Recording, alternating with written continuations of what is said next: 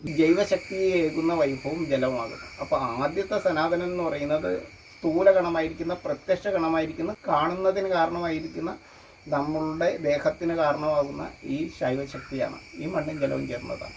അതാണ് ആദ്യത്തെ സനാതനം. അതിനെ നശിപ്പിക്കണമെന്നാണ് പറയുന്നത്. അല്ല, എങ്ങനെയാണ് ഈ നമ്മൾ കോടിക്കണക്കായ ആളുകൾ ആരാധിക്കുന്ന ഈ ശിവൻ എന്ന് പറയുന്ന ആ മണ്ണ് എങ്ങനെയാണ് സനാതനാവുന്നത്? കാരണം അങ്ങനെയാണെങ്കിൽ ആദ്യകാലം മുതൽ ഈ മണ്ണെന്ന് പറഞ്ഞ് ആരാധിച്ചാൽ മതിയായിരുന്നല്ലോ. എന്തിനാണ് ശിവൻ എന്ന് പറഞ്ഞ് ആരാധിക്കുന്നത്? സാധാരണ ആളുകൾക്ക് ഉണ്ടാകുന്ന ഒരു, അതായത് ഇത് വേദത്തിലേക്ക് വരുമ്പോഴാണ് ഇത് വ്യക്തമാകുന്നത്. പരമാണു ഒരു ഏറ്റവും ചെറിയ പദാർത്ഥം, പഞ്ചഭൂതങ്ങളുടെ ഏറ്റവും ചെറിയ രൂപമാണ് പരമാണു.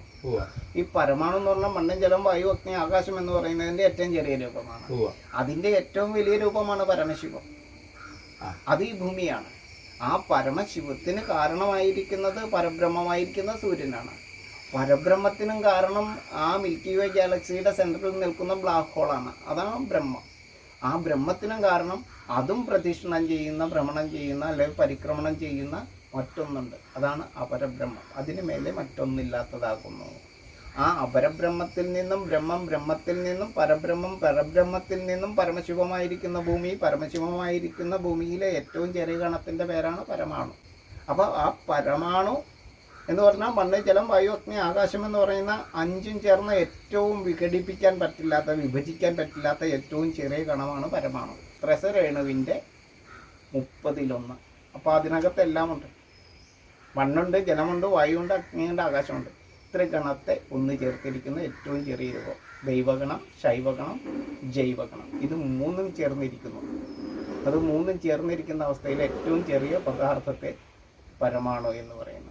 ആ അണുവിൻ്റെ ഏറ്റവും വലിയ രൂപമാണ് പരമശിവമായിരിക്കുന്ന ഭൂമി. പഞ്ചമുഖനാണ്, പഞ്ചബന്ധുവാണ്, പഞ്ചബാഹുവാണ്. ആ പരമശിവനെയാണ് നമ്മൾ ആരാധിക്കുന്നത്. ഏത്? നമ്മുടെ ഈ ഭൂമിയെയാണ് നമ്മൾ ചന്ദ്രകലാധരനാണ്. അതെ, ചന്ദ്രനാഥനായിരിക്കുന്ന 7 കരയും 7 കടലും ചേർന്ന അർദ്ധനാരീശ്വരനായിരിക്കുന്ന, അർദ്ധനാരം എന്ന് പറഞ്ഞാൽ പകുതി ഭാഗം നാരത്താൽ തീർത്ഥത്താൽ നിറഞ്ഞിരിക്കുന്ന അർദ്ധനാരീശ്വരനായിരിക്കുന്ന, 7 വർണ്ണങ്ങളെ ജനിപ്പിക്കുന്ന, 7 വൻകരകളും 7 സ്വരത്തെ ജനിപ്പിക്കുന്ന, 7 സമുദ്രങ്ങളുമുള്ള അർദ്ധനാരീശ്വരനായിരിക്കുന്ന, സദാ ആനന്ദ നടനമാടുന്ന ഈ ഭൂമിയാണ്. അതായത് പരബ്രഹ്മത്തിന് ചുറ്റും സദാ ആനന്ദ നടനമാടുന്ന ത്രിശൂലധാരിയായിട്ടുള്ള, അതായത് ത്രിഗണധാരിയായിട്ടുള്ള, ത്രിഗുണധാരിയായിട്ടുള്ള ആ നടരാജനാണ് ശിവൻ. നാഗഭൂഷണനാണ്, ജീവനെ ആഭരണമായി അണിഞ്ഞിരിക്കുകയാണ്. ഗംഗാധരനാണ്, മഴയെ ധരിച്ചിരിക്കുന്നവനാണ്. ഗംഗ എന്ന് പറഞ്ഞാൽ മഴയാണ്, ഗഗനാമ്പ് എന്ന് പറഞ്ഞാൽ മഴവെള്ളമാണ്. ആ ഗംഗയെ ധരിക്കുന്ന, വ്യോമകേശനായിരിക്കുന്ന, മേഘത്തെ മുടിയായി ജടയായി ധരിച്ചിരിക്കുന്ന ആ ഭൂമിയാണ് ശിവൻ എന്നുള്ള തിരിച്ചറിവ് ഇവിടെ മാറ്റി മറച്ച് നമ്മൾ ഒന്നും തിരിച്ചറിയാത്ത രീതിയിൽ ദൈവവിശ്വാസത്തെ ചൂഷണത്തിന് വേണ്ടിയിട്ട് ഉപയോഗിച്ചുകൊണ്ടിരിക്കുന്ന ഒരു ജനത്തിൻ്റെ ഇടയിലാണ് നമ്മൾ ഇന്ന് ജീവിക്കുന്നത്. ഈ സനാതന ധർമ്മത്തെ ഉന്മൂലനം ചെയ്യണമെന്ന് നശിപ്പിക്കണം എന്ന് പറയുന്ന ഒരു ഭാഗം ഉണ്ട്. ആയിക്കോട്ടെ. പക്ഷെ സനാതനധർമ്മം മുറുകെ പിടിച്ചുകൊണ്ട് സനാതന ധർമ്മത്തിൽ വേണം നമ്മൾ ജീവിക്കാൻ, അങ്ങനെ വേണമെന്ന് പറയുന്ന ഇവിടുത്തെ നേതൃത്വങ്ങളുണ്ടല്ലോ, അനുകൂല മനസ്സിലുള്ള നേതൃത്വങ്ങൾ. അവർക്ക് ഈ ശാസ്ത്രീയ സത്യം അറിഞ്ഞുകൊണ്ടാണോ പറയുന്നത്? എനിക്ക് സംശയമുണ്ട് പലപ്പോഴും. അല്ല, അറിഞ്ഞുകൊണ്ടല്ല. അറിഞ്ഞുകൊണ്ടാണെങ്കിൽ നമസ്കരിക്കാതെ നമുക്ക് ഇത് സംസാരിക്കാൻ പറ്റില്ല, ചിന്തിക്കാൻ പോലും പറ്റില്ല. കാരണം അതായത് 3 ശക്തിയും 3 ചൈതന്യവും ചേർന്ന ഈ 6 ഭാവങ്ങൾ, മണ്ണ്, ജലം, ജൈവഗണമായിരിക്കുന്ന വായുവിലുള്ള 2 ജീവപ്രപഞ്ചം, പ്ലാന്റ് ആൻഡ് ആനിമൽസ്, അഗ്നി, ആകാശം, ഈ 6 ചേർന്നിട്ടാണ് ഷഡ്ഋതുക്കളെ സൃഷ്ടിക്കുന്നത്. ആ ഷഡ്ഋതുക്കളാണ് ഷഡ്ഭാവങ്ങളെ സൃഷ്ടിക്കുന്നത്. ഷഡ്ഭാവം എന്ന് പറഞ്ഞാൽ ജീവനെ ജനിപ്പിക്കുന്ന, ജനനം, ബാല്യം, കൗമാരം, യൗവനം, വാർദ്ധക്യം, മരണം എന്ന് പറയുന്ന ഷഡ്ഭാവങ്ങൾക്ക് കാരണമായിരിക്കുന്ന, ജീവനെ സൃഷ്ടിക്കുകയും സ്ഥിതി ചെയ്യിപ്പിക്കുകയും സംഹരിക്കുകയും ചെയ്യുന്ന ആ ത്രിശക്തിയെ സംരക്ഷിച്ചുകൊണ്ട് ജീവലോകത്തെ, സർവ്വജീവലോകത്തെ 33 കോടി ചരാചരങ്ങളെയും സംരക്ഷിക്കുവാൻ ചുമതലപ്പെട്ടവനാകുന്ന ധർമ്മ പരിപാലകനായിട്ട് ജീവലോകത്തിൻ്റെ ഏറ്റവും വലിയ ഒരു പദവിയിലേക്ക് മനുഷ്യനെ അവരോധിക്കുന്ന, ജീവലോകത്തിൻ്റെ മുഴുവൻ ധർമ്മത്തെയും പരിപാലിച്ചുകൊണ്ട് കൃത്യമായിട്ട് അതിൻ്റെ നിലനിൽപ്പിന് വേണ്ടിയിട്ട് സനാതനമായിട്ട് ധർമ്മത്തെ നിശ്ചയിച്ച് ആചാരങ്ങളെയും അനുഷ്ഠാനങ്ങളെയും എല്ലാം ചിട്ടപ്പെടുത്തി ഈ ത്രിഗണ വൈഭവത്താൽ എങ്ങനെ ത്രിദോഷത്തെ നീക്കിയിട്ട് ത്രികാലത്തെ ഏകാം, ത്രിലോകത്തിലും എങ്ങനെ ജീവലോകത്തെ സംരക്ഷിക്കാം, 6-ാം മന്വന്തരത്തിലുണ്ടായിരുന്ന 30 കോടി ഇനം ജീവവർഗത്തെയും ദൈവമായി കണ്ട് ദൈവസമ്പത്തായിട്ട് കണ്ട് ആചാരം കൊണ്ടോ ആഹാരം കൊണ്ടോ ഒന്നിനെയും ഹനിക്കാതെ. ഇടയ്ക്ക് അങ്ങ് പറഞ്ഞു 6-ാം മന്വന്തരം എന്ന് പറഞ്ഞു, ഒന്നുകൂടെ ഒന്ന് വിശദീകരിക്കാം. അതായത് 6-ാമത്തെ മന്വന്തരത്തില് 33 കോടി മന്വന്തരം എന്ന് പറഞ്ഞാൽ അതൊന്ന് പറയണം. ഓരോ മന്വന്തരങ്ങളുണ്ട്. ആ മന്വന്തരം എന്ന് പറഞ്ഞാൽ ഓരോ മനുവിൻ്റെ കാലഘട്ടം. അപ്പോൾ ഭൂമിയിൽ എത്രയോ മനുക്കളുടെ കാലം കഴിഞ്ഞിട്ടുള്ള ഒരു കാലത്താണ് നമ്മൾ നിൽക്കുന്നത്. മനു എന്നാൽ മനുഷ്യൻ, മനുഷ്യൻ അത്രേ ഉള്ളൂ. മനനം ചെയ്യാൻ ശേഷി. ഇത് നമ്മൾ ഈ വേദത്തിലും മറ്റു ഐതിഹ്യ പുസ്തകങ്ങളിലൊക്കെ വായിക്കുമ്പോൾ മനു എന്ന് പറയുമ്പം ഈ മനുഷ്യൻ എന്ന് പറഞ്ഞാൽ നമ്മൾ തന്നെയാണ്. മനുഷ്യനാണ്, മനനം ചെയ്യുവാൻ ശേഷിയുള്ളത്. അതെ. അപ്പൊ മനുസ്മൃതിയിൽ എന്നൊക്കെ പറയുമ്പോൾ അതേതാണ്ട് ഈ കാലത്തൊന്നും ഉണ്ടായിട്ടില്ലാത്ത ഏതോ ഒരു വലിയ ഈശ്വരതുല്യമായ ഒരു സംവിധാനം എന്നാണ് മനുവിനെ കുറിച്ച് പറയുന്നത്. മനുഷ്യനാണ്. അത്ര ലളിതമാണ്, വളരെ സിമ്പിൾ. ആചാര്യന്മാർ മനുസ്മൃതിയിൽ ഇല്ലല്ലോ എന്ന് മനുസ്മൃതി പറഞ്ഞിരിക്കുന്നു പറയുന്നുണ്ട്. മനുസ്മൃതിയാണോ എല്ലാത്തിന്റെ ആധികാരികമായിട്ടുള്ള ഒരു സംവിധാനം? ഇത് ഇവിടുത്തെ ഹിന്ദു കണ്ടിട്ട് പോലും ഇല്ല. അല്ല, ഹിന്ദു എന്നുള്ള പദം ഒരു വേദഗ്രന്ഥത്തിൽ ഞാൻ കണ്ടിട്ടില്ല. ഇല്ല. ഇവിടുത്തെ മനുഷ്യർ അങ്ങ് ഇതും കൂടെ പറയേണ്ടി വരും. ഹിന്ദു എന്നാൽ എന്താണെന്നും കൂടെ പറയേണ്ടി വരും.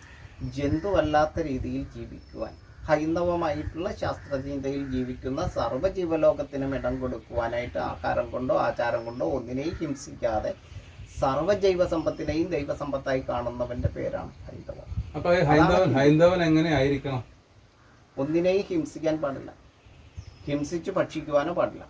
ആഹാരത്തിന് വേണ്ടി ആചാരത്തിന് വേണ്ടിയോ ഒന്നിനെ ഹിംസിക്കാൻ പാടില്ല. പൂജാപുഷ്പങ്ങൾ വരെ ശ്രദ്ധിച്ചാൽ മനസ്സിലാവും. ഭ്രൂണഹത്യാ സാധ്യതകളെ ആചാരവൽക്കരിക്കുന്ന പൂക്കൾ എത്ര ഗുണമുള്ളതാവട്ടെ, എത്ര ഔഷധ ഗുണമുള്ളതായാലും അത് പൂജാപുഷ്പമല്ല. നമ്മുടെ അനവധി ക്ഷേത്രങ്ങളിൽ ഈ ജീവനെ ഹനിക്കുന്ന ശവം കൊണ്ടുള്ള ഒത്തിരി പൂജകളൊക്കെ ചെയ്യുന്ന ആളുകളുണ്ടോ, ആചാര്യന്മാരുണ്ടല്ലോ? അതിന്റെ ആവശ്യമില്ല.